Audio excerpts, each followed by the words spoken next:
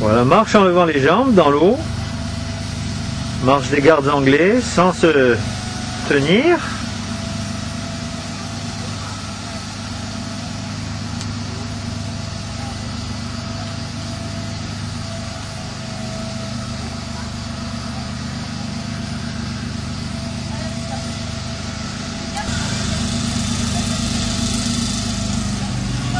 Voilà, équilibre, c'est un équilibre en charge partielle. Et cette hauteur d'immersion suffit pour lui redonner un équilibre formidable qui lui permet de marcher en levant les jambes le plus haut possible.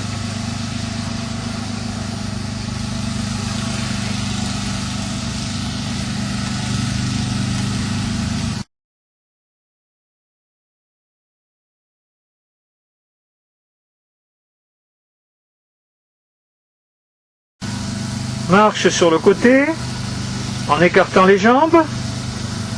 On va écarter le plus possible, faites des pas de géant. Lutter un peu contre la spasticité des adducteurs, en même temps qu'on travaille les stabilisateurs du bassin dans le plan frontal. Dans un sens et puis dans l'autre aussi.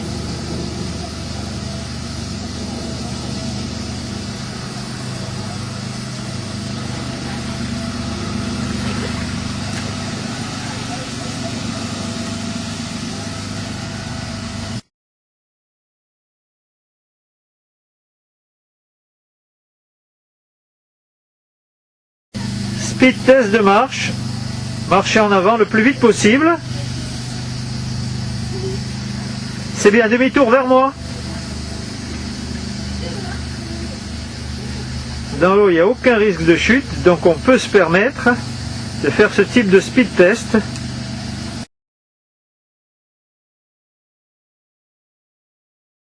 Arrière, le plus vite possible.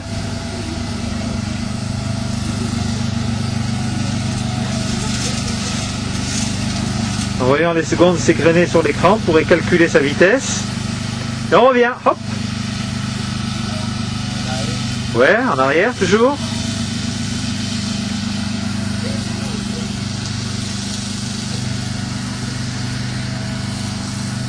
Si le sujet arrive à marcher plus vite, c'est qu'il contrôle mieux sa spasticité. C'est le principe des speed tests. Voilà, marche en faisant des pas de géant. Pas forcément rapide, mais de grande amplitude. Voilà un exercice typiquement aquatique, parce qu'on ne peut pas le faire à sec, on perdrait l'équilibre. Mais dans l'eau, il n'y a pas de problème. C'est un exercice irremplaçable dans l'eau.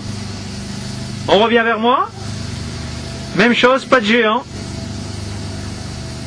Le plus grand possible. Donc plus on fait des gestes de grande amplitude,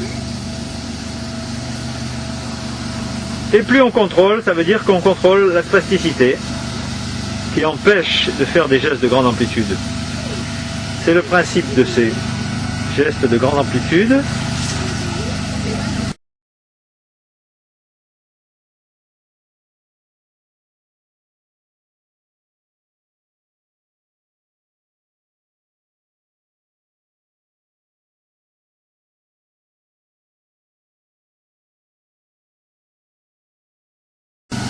Marche arrière avec des pas de géant.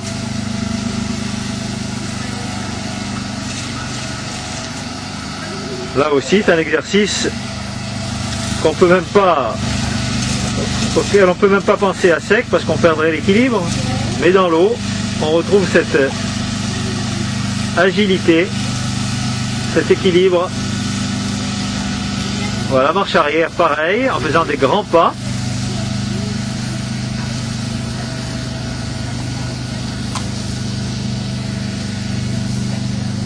C'est pas un exercice de rapidité, au contraire, il faut aller faire des grands pas.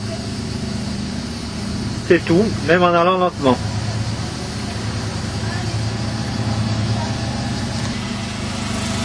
Alors, pas de géant, allez-y, écartez bien, le plus que vous pouvez. Voilà, c'est pas la rapidité, hein, c'est l'amplitude qui compte.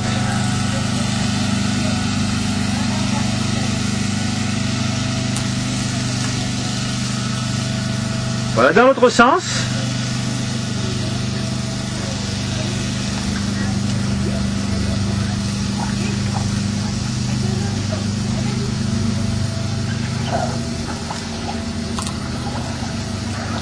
Allez-y doucement, mais écartez bien, à fond, à fond, à fond. Descendez bien dans l'eau pour bien écarter.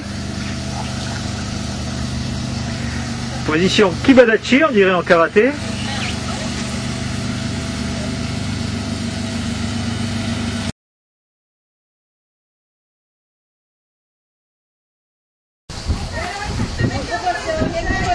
Donc nage dissociée.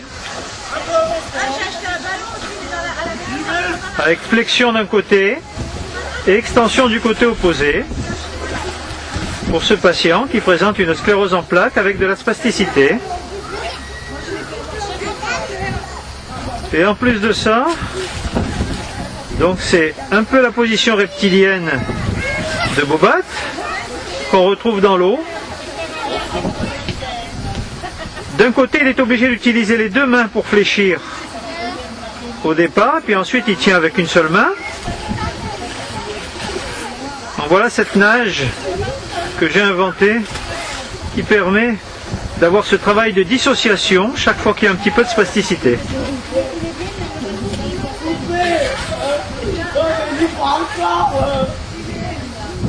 Voilà.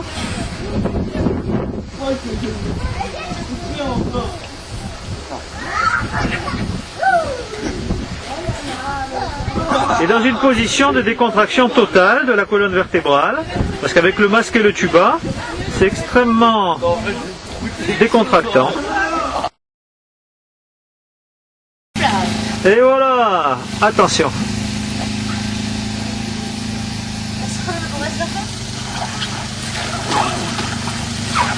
Voilà, allez-y.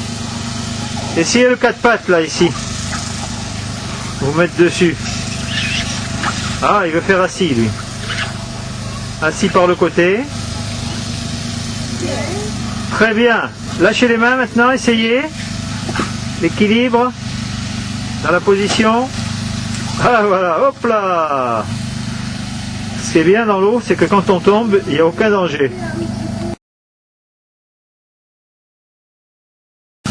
Voilà, décontraction, nage. Relax.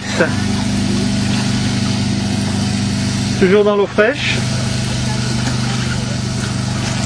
C'est pour ça qu'on les prend le matin, parce que la piscine est plus fraîche le matin. Pour les personnes qui présentent de la spasticité avec une sclérose en plaques.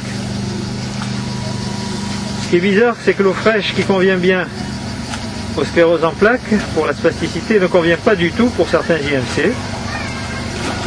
Et ils ressortent raides comme des passes lacées. Bon, alors pour sortir de l'eau, ce patient a une façon bien à lui de sortir. Allez le faire, hein.